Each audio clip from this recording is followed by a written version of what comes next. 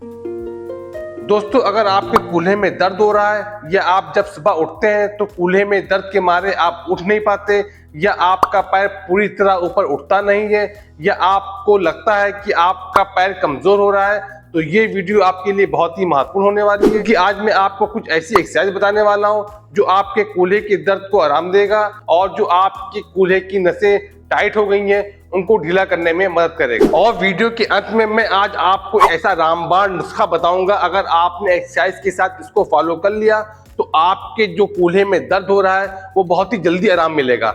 इसलिए आपसे रिक्वेस्ट है कि इस वीडियो को पूरा देखिएगा, बीच में छोड़िएगा नहीं। और अगर आप इस वीडियो को पहली बार देख रहे हैं तो हमारे चैनल को सब्सक्राइब कर लीजिए ताकि आगे भी आपको ऐसे ही महत्वपूर्ण जानकारियां मिलती रहें। मैं doctor Mahmood Ahmad, physiopathic rehabilitation centre, Lucknow. चलिए सबसे पहले आपको बताते हैं कि आपके कूल्हे में दर्द होता क्यों है। वैसे तो कूल्हे में दर्द के कई कारण होते हैं, जैसे अगर आपके कूल्हे में कोई चोट लग गई हो, या आपके कूल्हे में फ्रैक्चर हो गया हो, या आपके कूल्हे की हड्डियां गल रही हो जिसको हम लोग एवेस्कुलर नेक्रोसिस भी कहते हैं, या आपके कूल्हे की हड्डी में आर्थराइटिस हो गई हो, या आपको सियाटिका की दिक्कत हो। इन सब कंडीशन में आपके कूल्हे में दर्द होने के चांसेस रहते हैं। आजकल ऐसा भी देखा जा रहा है कि आजकल के जो नौजवान हैं वो ज्यादा कूल्हे के दर्द की परेशानी बताते हैं। उसका सबसे बड़ा कारण ये होता है कि वो अपने पीछे पर्स रखते हैं और पर्स की ये मोटाई बहुत ज्यादा होती है।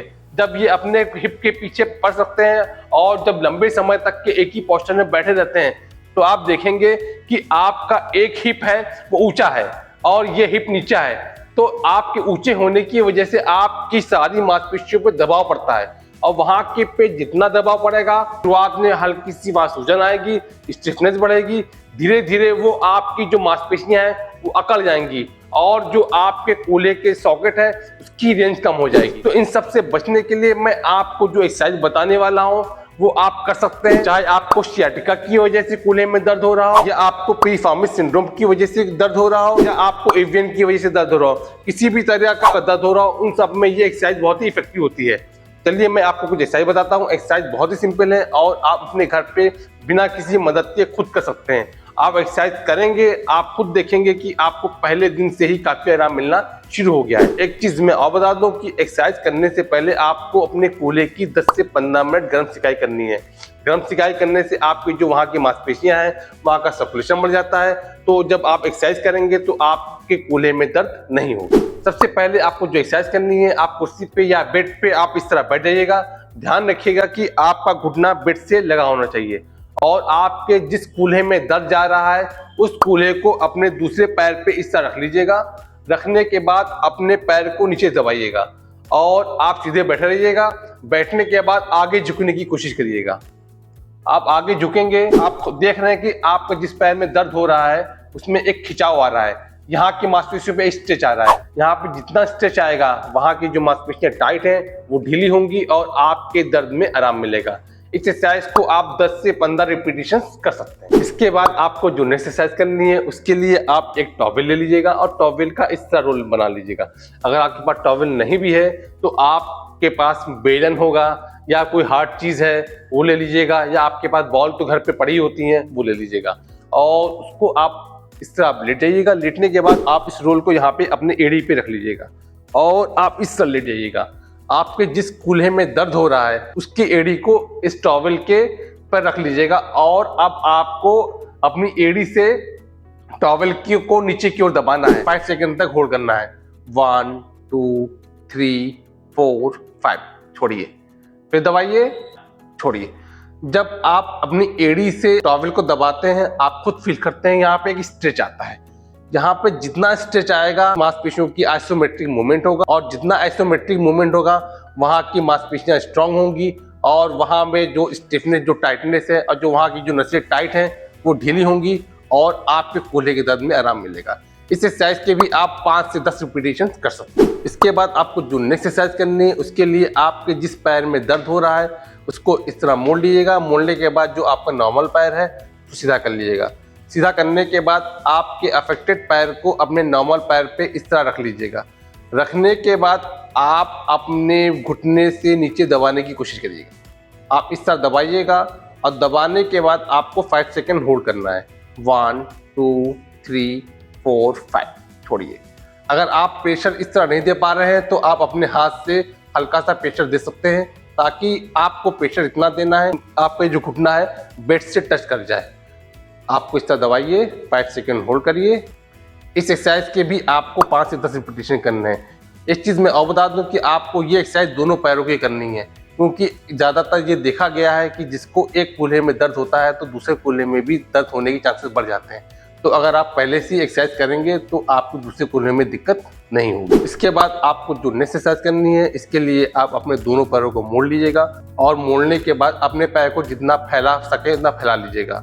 जिस तरह मैंने फैला हुआ है उस तरह फैला लीजिएगा और फिर आपको जो आपका अफेक्टेड पैर है इसको अब अंदर की तरफ इस तरह मोड़िएगा।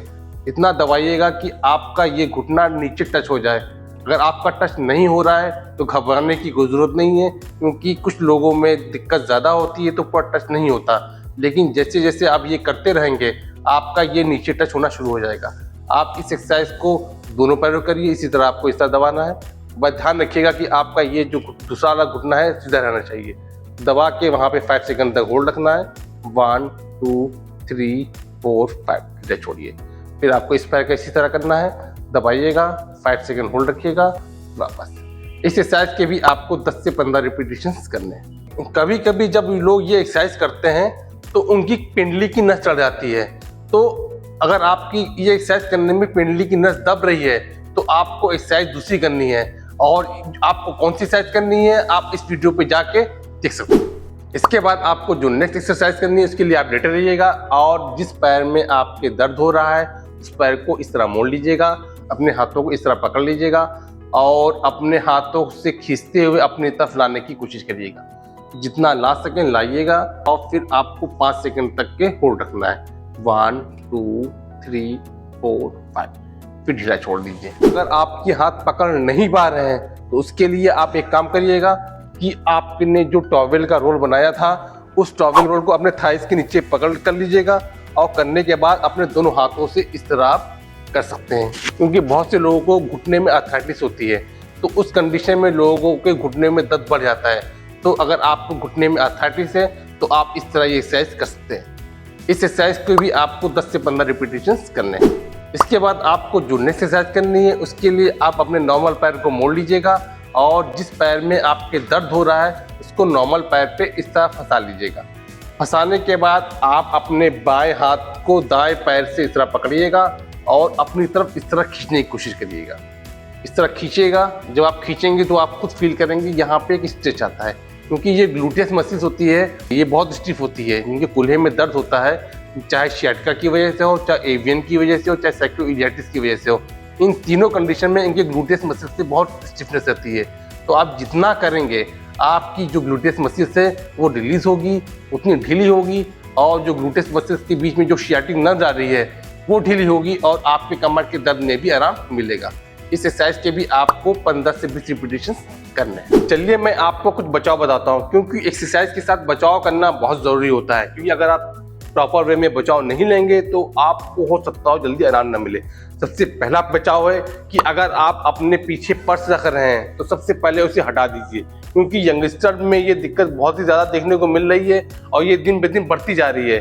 तो अगर आप पीछे पर्स नहीं रखेंगे आपकी जो हिप का लेवल है वो बराबर रहेगा तो आपके दर्द नहीं होगा। इसके अलावा अगर आपके कूल्हे में दर्द थोड़ा बहुत स्टार्ट हो गया है तो रेगुलर एक्सरसाइज करते रहिए। इसके अलावा अगर आपके कूल्हे में दर्द थोड़ा बहुत हो रहा है तो आप किसी फिजियोथेरेपिस्ट से या किसी ऑर्थोपेडिस्ट से कंसल्ट कर लीजिए, ताकि वो आपका प्रॉपर वे में एग्जामिन कर ले कि आपके कूल्हे में दर्द किस वजह से हो रहा है। अगर आपकी सही से डायग्नोसिस हो जाएगी तो वो आपको किस कंडीशन में कैसी एक्सरसाइज करनी है वो आपको बता देगा। इसके अलावा अगर आप स्टेरॉइड का सेवन कर रहे हैं तो तुरंत बंद कर दिए, क्योंकि ऐसा रिसर्च में देखा गया है कि जो स्टेरॉइड का सेवन ज़्यादा करते हैं उनको कूल्हे में दर्द की दिक्कत बहुत ही ज़्यादा होती है।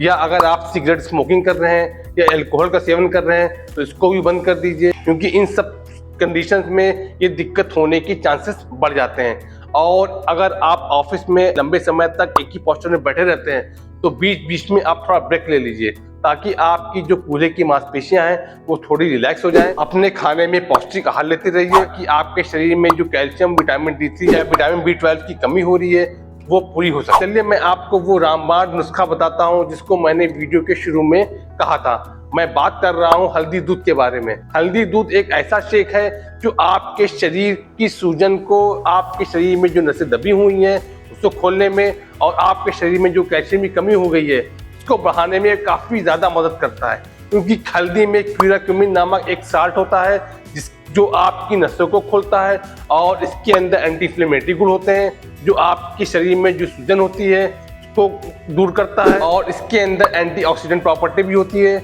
जिसकी वजह से आपके शरीर में जो हार्मफुल केमिकल्स होते हैं उसको ये तुरंत बाहर कर देता है। साथ में जो आप दूध ले रहे हैं, क्योंकि दूध में प्रोटीन, कैल्शियम, विटामिन D3 और मिनरल्स की मात्रा बहुत ज़्यादा होती है जिसकी वजह से आपके शरीर में जो कैल्शियम की कमी होती है वो पूरी होती है।